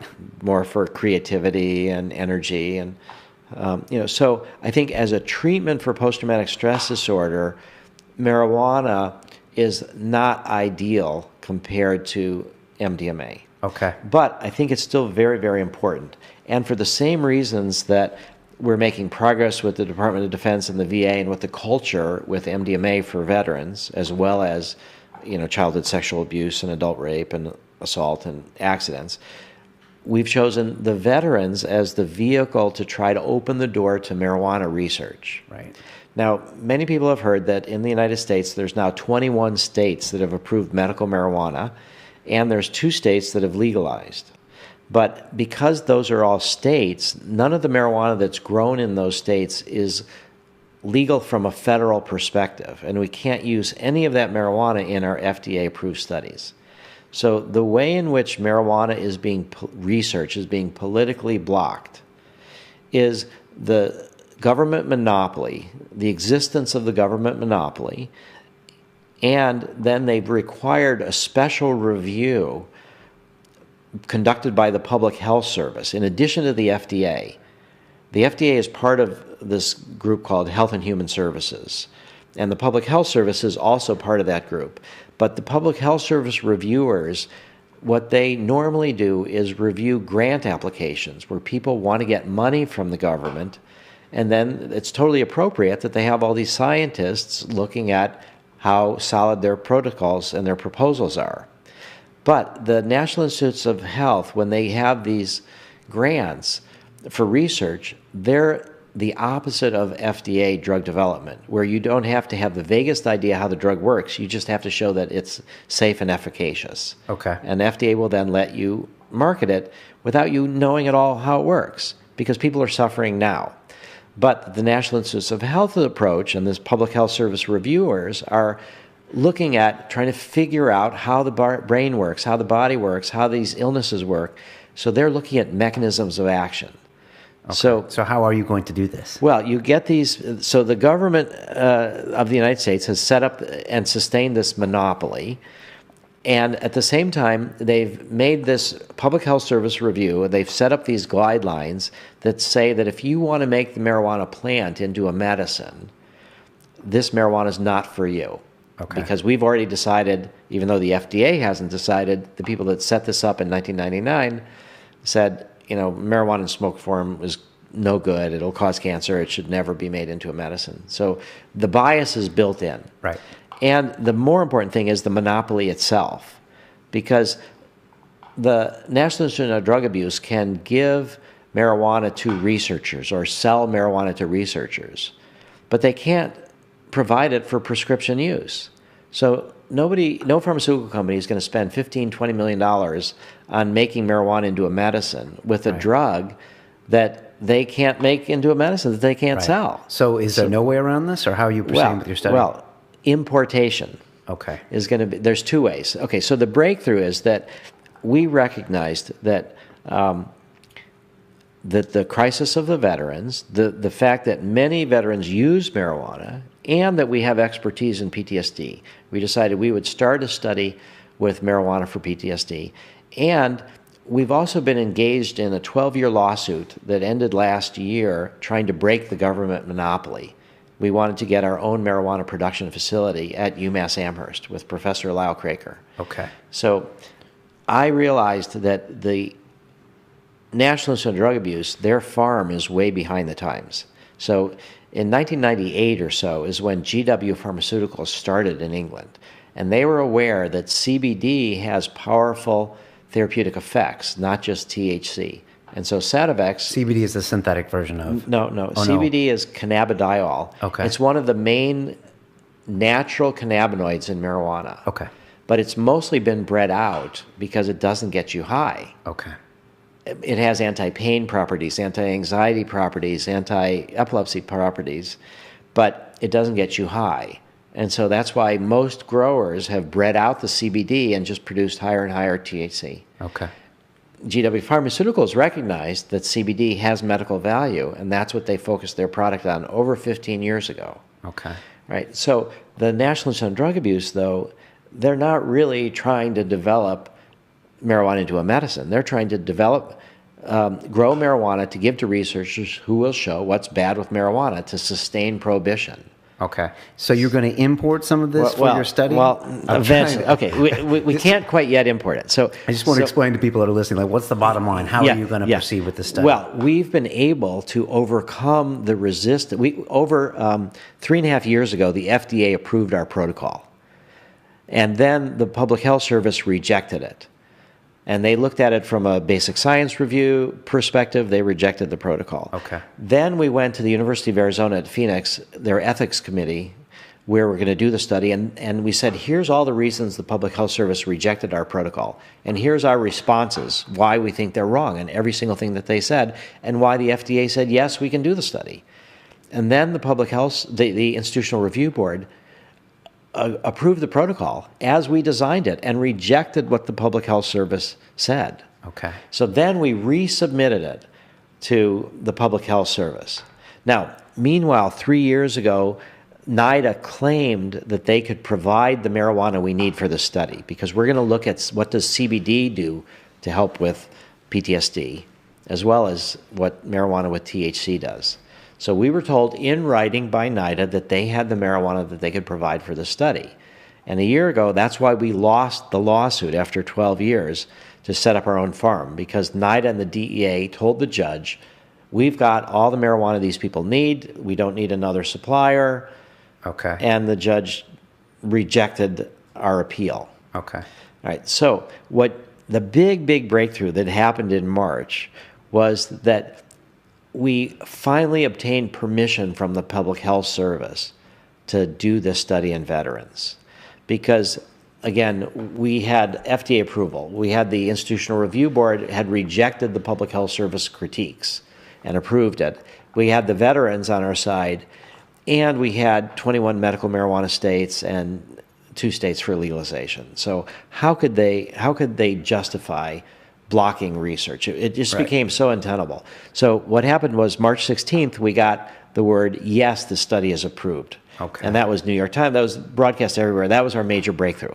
Congratulations. But there's always a but. What we just found out last Friday, NIDA has admitted that they don't have the marijuana we need. Okay. So they said we had the marijuana we need when the lawsuit was going on, right, to help us lose the lawsuit. Okay. Now they claim that they don't have the marijuana with CBD, okay, but that they can grow it. And then 2 Fridays ago, the DEA filed notice with the International Narcotic Control Board, which monitors international drug control treaties, that the quota for how much marijuana was going to be grown in the United States in 2014 would be increased over 30 times.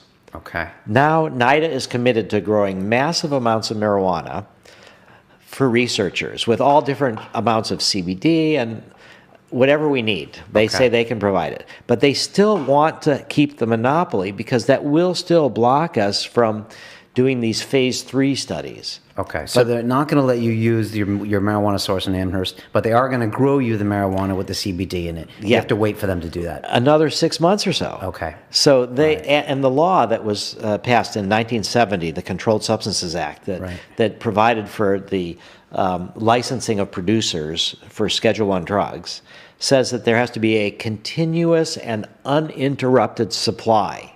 Okay. So now we have an interrupted supply of over 6 months. All right, so we're willing to do this. So in 6 months, we have to raise $950,000 to do this study. It's a 2 to 3 year study. Right. It will show, I believe, that it works, that marijuana helps reduce the symptoms. It helps people who have PTSD not have nightmares. It helps them focus more on the here and now than on the past, and it gives a little antidepressant mood for most people. Some people, as we all know, get nervous from marijuana. Right. And they get panic. So there will be some people that marijuana will not work for. Right, okay. And they will drop out of the study. So what we're willing to do, because we're in the phase 2 study, is start with the night of marijuana. But in 2-3 years from now, when that study is done, we don't want to use NIDA marijuana for the phase 3 study. Right. So that's where importation comes in. Okay. So that there's the government of Canada has now licensed numerous large-scale for-profit medical marijuana producers. I just toured a facility that cost $10 million just for the production facility north of Vancouver that can produce marijuana for 5,000 patients. And the company that's doing that is going to start another $10 million facility. And there's all of these now spreading through Canada. Okay. They're in the Ministry of Health in Israel has licensed multiple for-profit producers. The Czech Republic is moving towards medical marijuana. This is what you're going to use for phase 3. Phase 3, you think? We're going to import, yes. But what has to happen is that these producers have to grow medical-grade marijuana that's called GMP, Good Manufacturing Practices, that has to be accepted by FDA as medical grade for use in clinical trials. And so far, nobody has done that. Okay. And the GW Pharmaceuticals have refused to sell us their marijuana because they don't want their marijuana product, which is the extract under the tongue, to have to compete with smoked marijuana. So GW Pharmaceuticals has taken the view that smoked marijuana is bad and marijuana legalization is bad. Right, okay. Because it's not so good for their products. Now, the producers in Israel and Canada, soon to be the Czech Republic, Uruguay has just legalized marijuana. They're talking about getting into production as well. Okay. They see their big market as not just patients, but for legalization. Right, okay. All right, so they want to open up a door with the U.S. market. And so one of these Canadian companies has offered to pay for a research facility at UMass Amherst if we can get a license. So this is massively complicated. It's still not over yet. I think we just got a little bit of a peek into what it's like to be Rick Doblin. Jesus Christ, it's not simple, is it? There are very, very complicated things going on here as far as policy, science, statistics, everything. Fundraising. Yeah, if it was simple, I would be doing something else. Jesus. I like complicated stuff. You know, I titled our previous episode "Fighting the Good Fight." You know, and Rick, that's what I really think you're doing. It's it's probably a thankless job at times, but like you really are an inspiration to me and to I think a lot of people around the world because what you guys are doing at MAPS, it seems really selfless what you're doing. Well, in some ways it is, but it's we all live in this world and we all want to make a better world, and also I'd say that the one thing that has really made it easier for me to do is being a parent. Okay. Because I've just had I've got 3 kids. My wife and I have 3 kids. Our first one, 19, almost 18, and 15. Okay. And so the first one has just gone off to college, and the second one is just graduating high school. And so it's happened in the blink of an eye. And so for me, it used to be when you're young and impatient, you think like a 5-year plan is like way too long for anything. Right. But now seeing that these kids are 19 years old, my oldest, and where did the time go? So a 20-year plan is not so intimidating anymore. Okay. So if it's going to take us till 2021 to make MDMA into a medicine, and then probably another 10 or 15 years before there's psychedelic clinics set up all over the world where people can access these drugs, and then the consciousness change happens, and then we have religious freedom, and then we have end of prohibition, and then we have billions of people that have access to, psychedelic inspiration if they want, and then we have a more peaceful world. Plan, a 100-year plan, right? Yeah, but you're okay with that? I'm okay with that. Right. I've become okay with that through seeing how fast time goes as a parent. If your gravestone, God forbid, says, "Here lies Rick Doblin, the man who legalized MDMA," or that is quite a life's accomplishment. Oh yeah, that would be fantastic. Every time I hear like a news piece about you guys, I just feel like celebrating. I just feel like, yay, I just feel like I'm just a constant cheerleader for everything you guys are doing. Just because, yeah, Brian, we appreciate it too. And it just doesn't seem like there's a lot of other people that are sticking their necks out doing the hard work. I know there's help everywhere, but you guys are really at the forefront of doing this stuff. So we're big fans of what you guys do.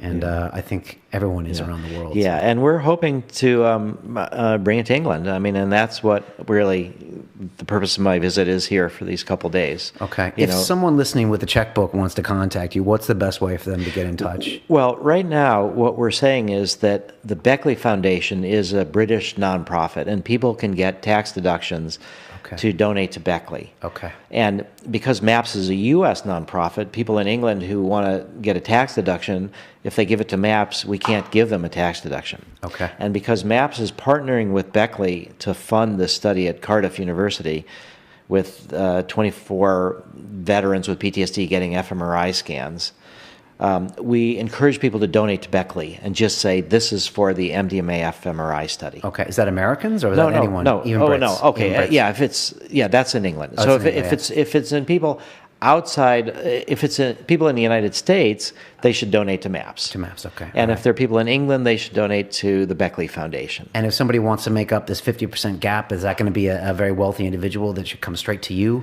Yeah, that would be the best, or to Amanda, depending on where they live. Okay. And that the study is about 188,000 pounds, as we said, and we've already, MAPS and Beckley are each contributing half of that, 1/4 of that. So we need another 95 grand or 94 grand. Or another 90, something like 88,000 pounds is what we're still looking for. Okay. And if they want to make that donation, I think that would be massive, because this would be our first toehold inside the European Union. Ah, yes. And it would open up the door for further phase 3 studies here in England. Right. And that's what we really need, is to get some of the studies going in the European Union. Right. And we know that that the FDA will notice things like that. Well, it's not that they notice it. We submit the protocols to the FDA. Right. Okay. So we can take all of our U.S. data and submit to the European Medicines Agency, and vice versa. Right. So very helpful. So it will be that way. Yeah. All right. Fantastic. If you're listening, contact to Rick. And what's the best way for them to get a hold of you? Just send me an email, rick@maps.org. I have a staff member that helps me deal with my email. Okay. So it might be slow, but if people send me emails, they'll get a response. Okay. Fantastic. And on Twitter, you're at Rick Doblin. MAPS is at MAPS News, right? If people want to follow you. I think so. Yeah. I am going to try to whisk you off to the Neurons to Nirvana premiere happening now. Can I put a link to that so people can find out more information about that? Yeah. All right. I'll put that on the YouTube comments here. Okay. Yeah. That's happening tonight, and it's sold out. Okay. Right. If people want to watch the trailer or something later, so yeah. I'll give them. Yeah, and you could put a link to the Beckley Foundation too, for how people from England might want to do it, and we also have groups, for our MDMA studies in Israel. If there were Israelis listening, they could donate directly to the hospital there, Bir Yaakov Mental Health Center, and get an Israeli tax deduction. Okay.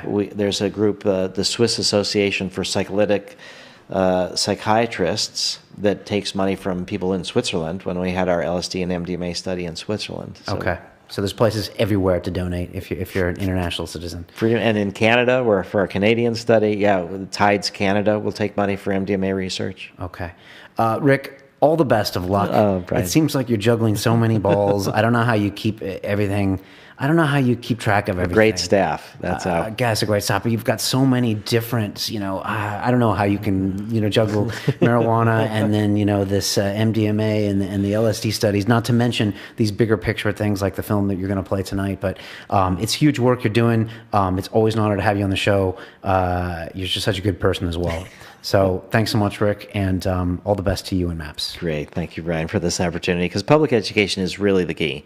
That's what's where the fear is anchored. That's where the hope is anchored. And if we can switch from fear to hope and have more people thinking optimistically and participate that there is hope, we'll get there. It's strange because it's become, just such a part of our identity here at London Real. It's probably, 20% of our episodes have some type of, psychedelic discussion, and it was never by design. It was just by the fact that, I've gone out there in the world and experienced the world and experienced these things, and I can't not talk about it. And for me, I agree with what you said earlier. It's not about dropping out or let's dissolve the government. I do another show called Silicon Reel about the tech industry. I'm an open capitalist. I have all sorts of other things that I love doing, and I believe that psychedelics is just a part of the human experience and a very critical part. And I think it's going to make us all understand who we are. So that's why I continually talk about it. So anyways, thanks so much, Rick, and all the best. Okay, great, Brian. Thank you. All right. What we call reality is in fact nothing more than a culturally sanctioned and linguistically reinforced hallucination.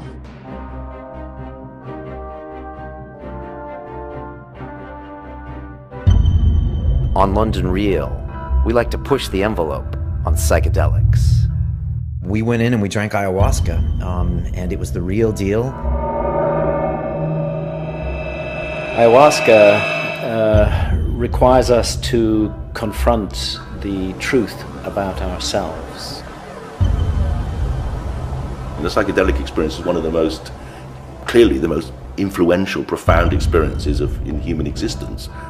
Now we explore dimethyltryptamine. Pure DMT powder, and smoke that, and this is just a direct route straight to the spirit world. How would we change this culture? And it felt to me like LSD and psychedelics were the way. On Sunday, London Real presents DMT, Before and After.